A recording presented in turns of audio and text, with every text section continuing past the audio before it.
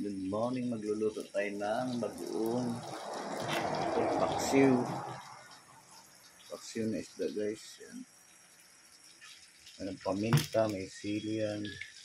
Yan. Lalagyan natin ng kamatis yan guys. At ito yung bagoong. Ginigisa na natin yan. Kamatis may ano siya guys. Kamatis, bawang, sibuyas, minsan na natin guys. So, dito yung bagoong guys. Sa ref natin. Kunin natin yung bagoong. Ito yung bagoong natin guys. So, sorry. Yan. Dalawa yung ref ko guys. Ano ko yan sa ano ko na magtitindahan. Bilhin natin yan.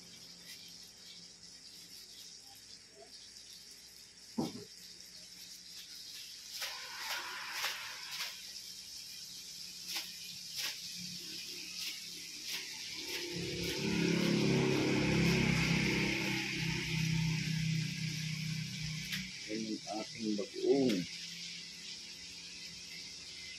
Yan yung ating bagoong guys. Yan. Yan guys. Yan. Ano natin. Haluin na natin guys. Madilim dito kaya pinsan ako. Madilim yung ating ano. Tapos yan. Luluto tayo ngayon dahil linggo. Masarap kumain ng linggo.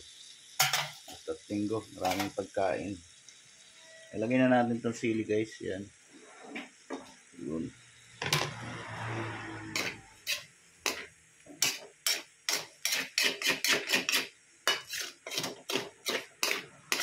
Yan kasi yung pinagprituhan ko sa gabi ng isda. Kaya para makatipid guys, yan ang pinag-isa natin sa bagoong. So yun guys, dito naman tayo. At lalagyan natin ng bitchin yan. Yan. Bitchin din dito sa isda. At kukuha tayo dito ng kamatis guys sa ating ampalaya. Lagyan na rin natin yan sa paksiw guys na bunga ng ampalaya. Ayan, nakadalawa tayo. Tapos meron pa dito guys yan. Ganun lang kasi ang buhay. At dito yung kamatis. Marami tayong kamatis dito guys. Ayan, hinog na nga pala to. Ayan guys, yung mga hinog na yung kamatis. Ayan.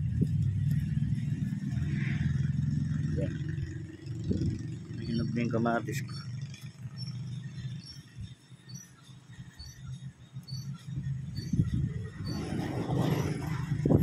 Ayan, pitasin lahat yan. Tayong bunga guys ga. Sabi nga pag nagtanim ka, kaya ano yun ka.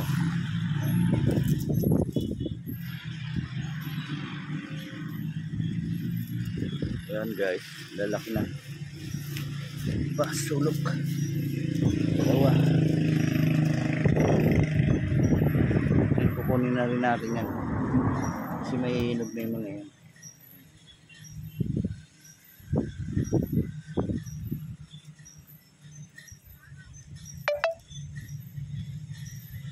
Gawin na natin sa bulsa. So madami tayong nakuha guys na bunga ng kamatis.